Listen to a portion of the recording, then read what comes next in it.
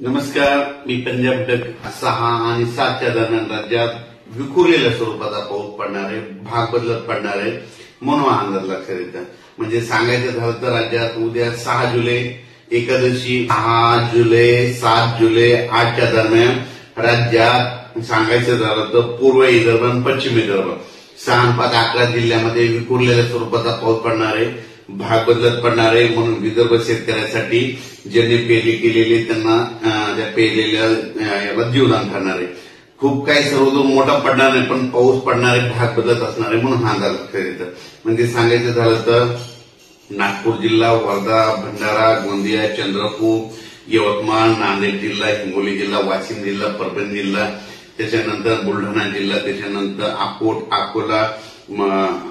अकोला, त्याच्यानंतर जालना जिल्हा, जळगाव, जामोद, त्याच्यानंतर धुळे नंदुरबार या भागामध्ये म्हणजे या पट्ट्यामध्ये म्हणजे 6 जुलै 7, 8, 9च्या दरम्यान विखुरलेल्या स्वरूपाचा पाऊस पडणार आहे.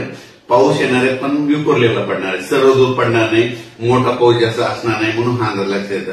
फक्त राज्यात मात्र पूर्व विदर्भात म्हणजे 6, 7, 8च्या दरम्यान मात्र पूर्व विदर्भात मात्र 6 जिल्ह्यामध्ये चांगला पाऊस असणार आहे म्हणून हे पूर्व विदर्भातल्या शेतकऱ्यांना अंदाज लक्षात येतं.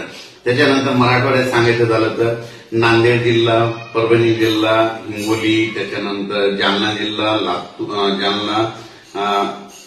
लातूर, बीड, धाराशिव या जिल्ह्यामध्ये मात्र असा खूप काही म्हणजे सर्वदूर पाऊस पडणार नाही, भाग बदलत पडणार आहे, जिकडे पडला तिकडेच पडेल, सर्वदूरची अपेक्षा सध्या तरी नाही म्हणून हे लक्षात येतं. तरी पण नांदेड जिल्ह्याला जरा थोडं जास्त मापमध्ये बराच भाग व्यापून घेणार आहे म्हणून ह्या 3 दिवसात बऱ्याच ठिकाणी नांदेड जिल्ह्यात देखील चांगला पाऊस असणार आहे, हिंगोली जिल्ह्यात देखील असणार आहे, वाशिम जिल्ह्यात देखील असणार आहे म्हणून हा अंदाज लक्षात येतात.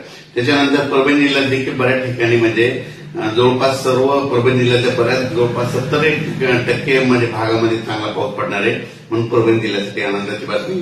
बीड जिल्ह्यात देखील बऱ्याच म्हणजे 50% भागामध्ये ही पाऊस म्हणजे 6, 7, 8चा पाऊस, 8, 9चा पाऊस असणार आहे म्हणून हे लक्षात येतं.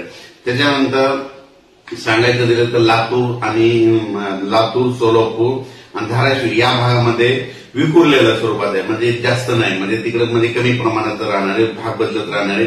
म्हणजे सांगायचं झालं तर राज्यामध्ये हा पाऊस फक्त पूर्व विदर्भ, पश्चिम विदर्भ म्हणजे तिकडल्या पट्ट्यातच जास्त आहे.